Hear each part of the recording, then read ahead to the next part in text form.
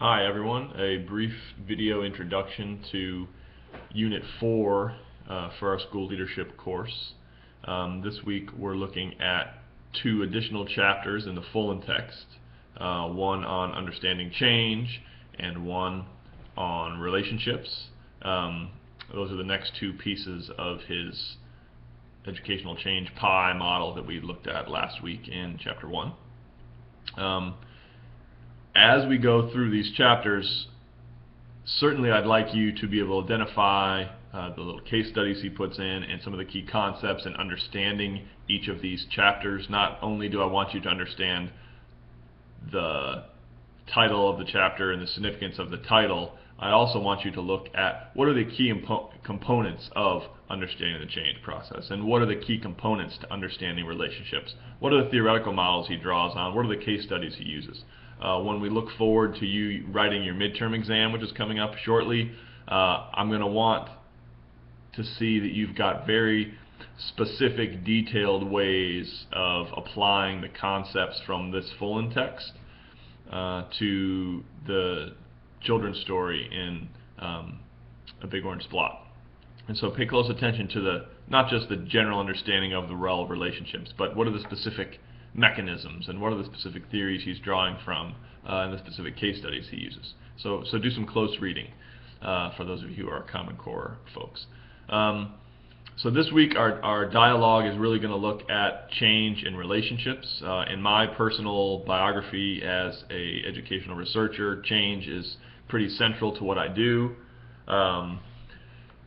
Really, my graduate program that I graduated from at Penn State was called, my doctorate's in instructional systems.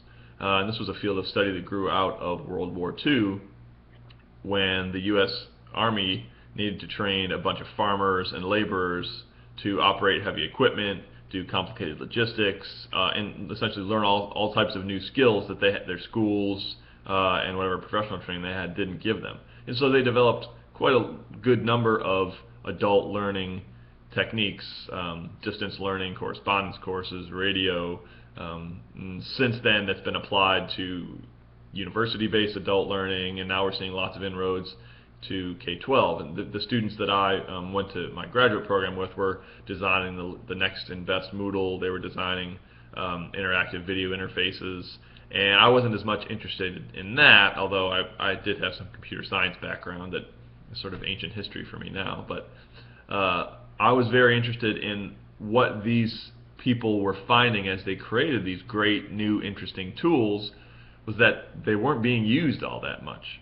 And I think Fullen makes the point very well that the best idea is not always the one that gets implemented, because there are political, social, psychological processes that have to do with how we do our work every day, and there's no guarantee that the best ideas are going to be the ones that end up being implemented.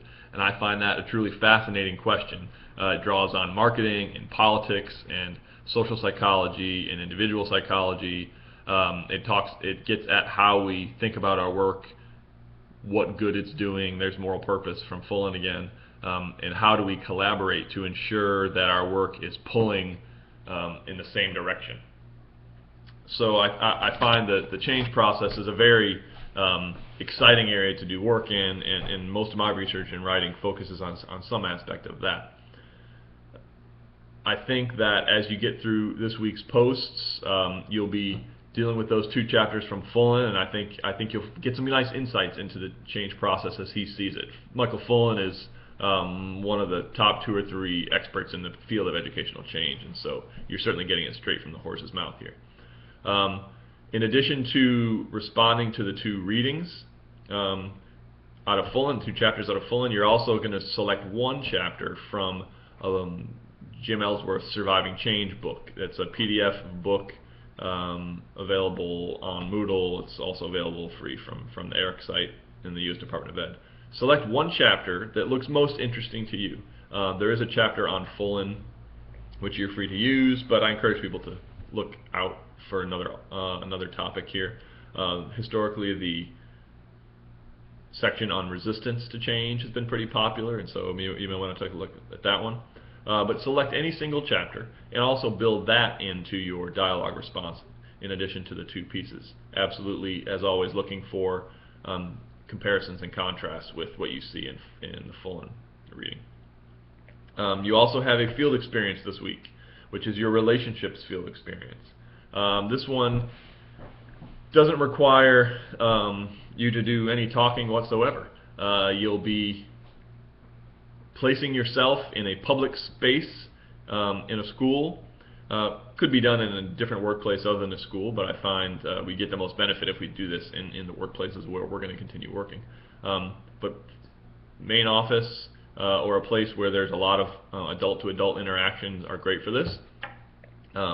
You'll be looking to take notes on what are the things people are talking about. You might even write short quotes that you hear people saying to each other on a notes sheet. Oh, you might just provide summary. They were talking about their plans for the weekend. They were talking about the upcoming tests, retakes, or whatever. And what I want you to come away with after you sort of analyze the words that you hear, or what's the quality of the relationships of the people working in this place? Do they seem to know a lot about each other? Perhaps that's an indicative of stable faculty who have a lot of understanding of each other. Are the relationships very task-focused, or are they more interpersonal? Are there clear power differentials amongst teachers who essentially have the same formal role in a school, but do you see people who, for whatever reason, seem to hold more formal authority than others? If you have administration and teachers in conversation, what's that relationship? Is that very formal, or is that more informal? And how's the dynamic there? So include a quick barometer of relationships. Now, this isn't going to give you the best measure of the relationships in your school.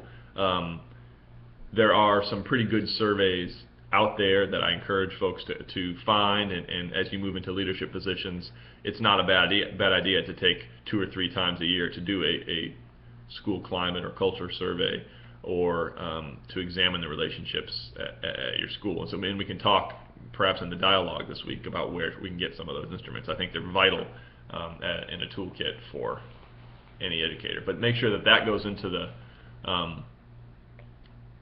response as well, your reaction to your field experience. We will be looking ahead towards your midterms, so if you haven't gotten the big orange splot text or the Bowman and Deal text, which we're going to read after that, make sure those are ordered. They're also in the bookstore, because we'll be coming up to those soon. Next week is our last week, reading 5, 6, and 7 out of Fullen, and then we're on to the midterm, and then we're on to Bowman and Deal. So make sure those things are taken care of. I look to chatting with you online, and if you have any questions or comments, feel free to send me an email. Take care. See you online.